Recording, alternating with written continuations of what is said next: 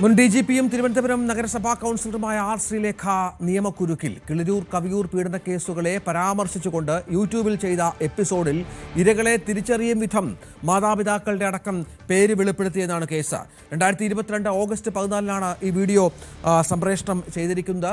POCSO വകുപ്പ് ചുമത്തി museum police കേസെടുത്തിട്ടുണ്ടായതാണ് ഏറ്റവും പുതിയ വിവരം. ഡാൻ കുരുണ്ട്. ഡാൻ, ഇതിപ്പോൾ ആരുടെ പരാതിയാണ്?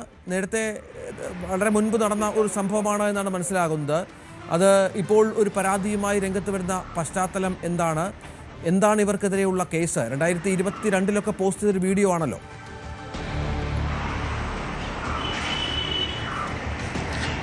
ആർ ശ്രീലേഖ BJPയുടെ സ്ഥാനാർത്ഥിയായി വട്ടിയൂർക്കാവിൽ നിന്ന് മത്സരിച്ചേക്കുമെന്നുള്ള അഭ്യൂഹങ്ങൾക്കിടയിലാണ് ഒരു നിയമക്കുരുക്കിൽ ശ്രീലേഖ ഇപ്പോൾ ചെന്നുപെട്ടിരിക്കുന്നത്. അതായത് 4 വർഷം മുമ്പ്, കൃത്യമായി പറഞ്ഞാൽ 2022 ഓഗസ്റ്റ് 14 തന്റെ സസ്നേഹം ശ്രീലേഖ എന്ന യൂട്യൂബ് പേജിലൂടെ അവർ 80ാമത്തെ എപ്പിസോഡിൽ സംപ്രേഷണം ചെയ്ത കിളിയൂർ കവിയൂർ കേസുകളെ പരാമർശിച്ചുകൊണ്ടുള്ള ഒരു വീഡിയോയിൽ ഈ ഇരകളുടെ മാതാപിതാക്കളെ കുറിച്ചടക്കം പരാമർശിക്കുന്നുണ്ട്. അതായത് ഇരകൾ ആരൊക്കെയാണ് എന്ന് തിരിച്ചറിയാൻ കഴിയുന്ന വിധത്തിലാണ് ഈ പരാമർശങ്ങൾ ആർ ശ്രീലേഖയുടെ ഭാഗത്ത് നിന്ന് ഉണ്ടായിരിക്കുന്നത് എന്ന് ചൂണ്ടിക്കാണിച്ചുകൊണ്ട് മ്യൂസിയം പോലീസിന് നൽകിയിരിക്കുന്ന പരാതിയിലാണ് ഇത്തരത്തിൽ അവർക്കെതിരെ പോക്സോ ഈ കേസുമായി ബന്ധപ്പെട്ട മ്യൂസിയം പോലീസ് ചുമത്തിയിരിക്കുന്നത്. മ്യൂസിയം സിയാണ് അന്വേഷണ ഉദ്യോഗസ്ഥൻ. പക്ഷേ ഏത് സാഹചര്യത്തിലാണ് ഇപ്പോൾ ഇങ്ങനെയൊരു കേസെടുക്കാൻ ഇടയായത് എന്ന കാര്യത്തിൽ ഒരു വ്യക്തത കൈവരേണ്ടതുണ്ട്.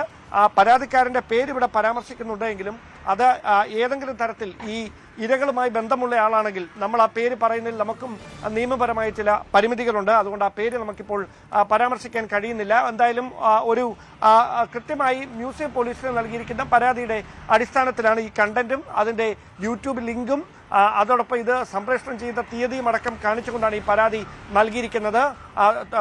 വൈകാതെ തന്നെ ഇതിൽ ആർ ശ്രീലേഖയുടെ മൊഴി മ്യൂസിയം പോലീസ് രേഖപ്പെടുത്തുമെന്നാണ് സൂചന.